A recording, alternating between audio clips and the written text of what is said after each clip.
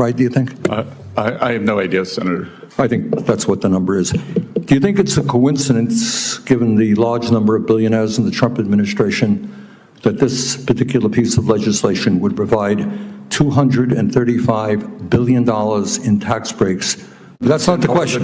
My question is, why do you think, at a time of unprecedented income and wealth inequality, when people like yourself economically have never, ever had it so good, why do you think it's a good idea to cut Medicaid for low-income and working-class people? Bernie Sanders came into this hearing focused on a familiar argument. Billionaires are getting tax breaks, while working Americans face higher costs and potential Medicaid cuts. But Scott Bessent shifted the conversation with one question that changed the tone of the exchange.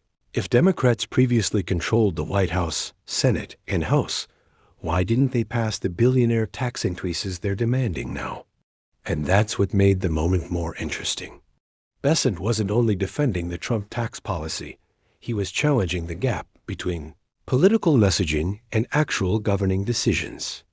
Instead of staying in a broad debate about inequality, the conversation turned toward what either party has realistically been willing or able to do when they've had power. For being here.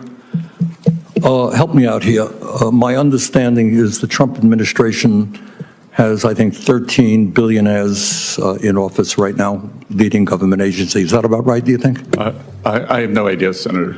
I think that's what the number is. Do you think it's a coincidence, given the large number of billionaires in the Trump administration, that this particular piece of legislation would provide $235 billion in tax breaks to the top 0.2% by expanding the exemptions in the estate tax? Senator, I will tell you that when the 2017 Tax Cuts and Jobs Act passed, my tax rate went up. Well, I don't know your exact situation, but I can tell you. Tell me about how many people do you think are in the top 0.2%? Sorry?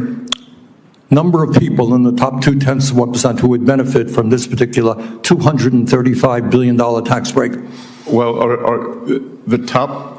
I know the top 10% is right. now paying 7%. That's not the question. My question is, why do you think, at a time of unprecedented income and wealth inequality, when people like yourself economically have never, ever had it so good, why do you think it's a good idea to cut Medicaid for low-income and working-class people by $700 billion to give $235 billion in tax breaks to the very, very, very richest people in this country, perhaps a few hundred families? Please justify that and tell me about that. Well, Senator, I don't know, but the Democrats had the trifecta, and there was no tax increase or wealth tax on billionaires. You choose. I'm not talking about a tax. You chose not to do that. Mr. Bessent, I am not talking about a wealth tax. Explain. A few hundred of the wealthiest families in this country, $235 billion tax break. Explain to the American people why you think that's a great idea. I think that this will increase small businesses substantially. That most small businesses, they are... Has zero to do, come on, you're smarter than that.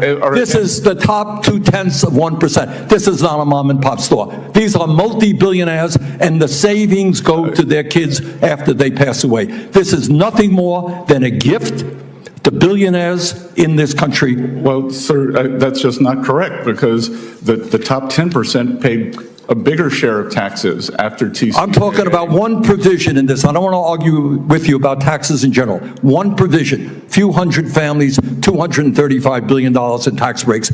You can't justify that because morally it is totally unjustifiable. Let me ask you another question. If you guys want to cut $1 trillion in Medicaid and the Affordable Care Act, the estimate from CBO, I believe, is that over 15 million people lose their health insurance. Yale University and the University of Pennsylvania estimated that when you throw that many low-income and working-class people off of health care, some 50,000 people a year will die.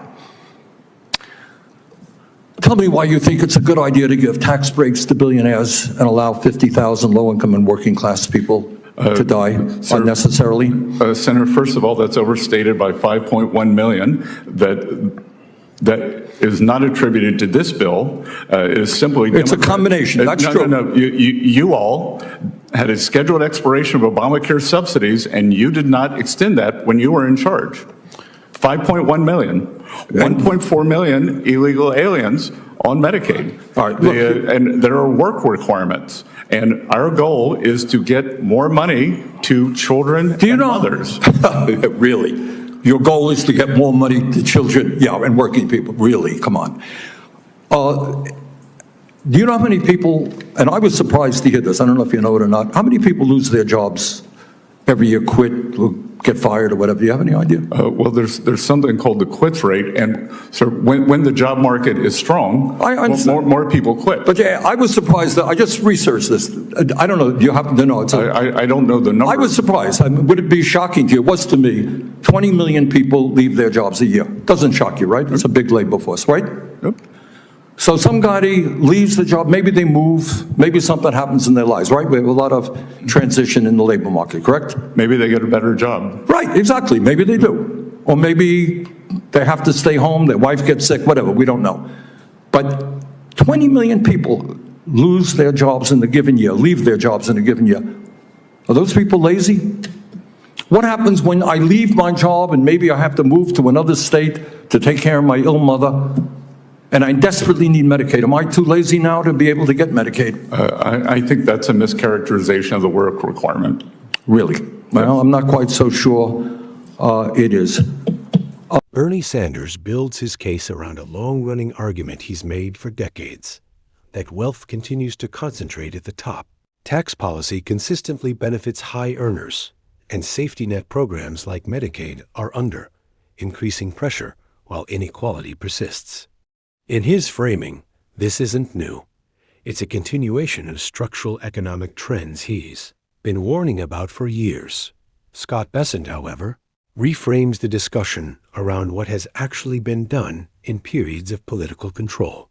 His key argument is that even when Democrats held unified power, the White House, Senate, and House, they did not pass major wealth taxes or significant billionaire-targeted increases. For him, that gap between stated priorities and legislative outcomes is the core contradiction in the argument. The exchange becomes more technical when the estate tax provision is introduced. Sanders focuses on the scale of benefits flowing to a small number of ultra-wealthy families. Arguing it represents a disproportionate transfer of wealth, Bessent responds by grounding it in fiscal history and legislative context, insisting that policy outcomes must be judged by what is enacted, not only what is proposed in principle. On Medicaid, Sanders raises the most severe version of the argument, that cuts combined with eligibility changes could lead to millions losing coverage and significant real-world harm for vulnerable populations.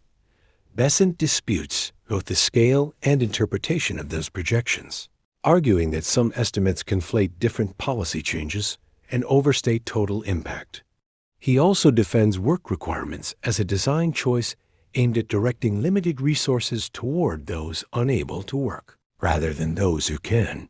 Where the disagreement becomes most clear is on labor and responsibility. Sanders focuses on instability in modern employment, pointing out that millions of people cycle in and out of work every year and may need temporary support during difficult transitions. Bessent responds that policy should distinguish between short-term hardship and long-term dependency, using work requirements as a filter rather than a punishment. So at its core, this exchange isn't just about tax policy or Medicaid spending. It's a deeper disagreement about how to interpret fairness in an economic system, whether the priority is correcting structural inequality through redistribution, or designing rules that emphasize work participation and fiscal constraints. And depending on which of those starting assumptions you accept, the same facts lead to very different conclusions about what government is actually supposed to do.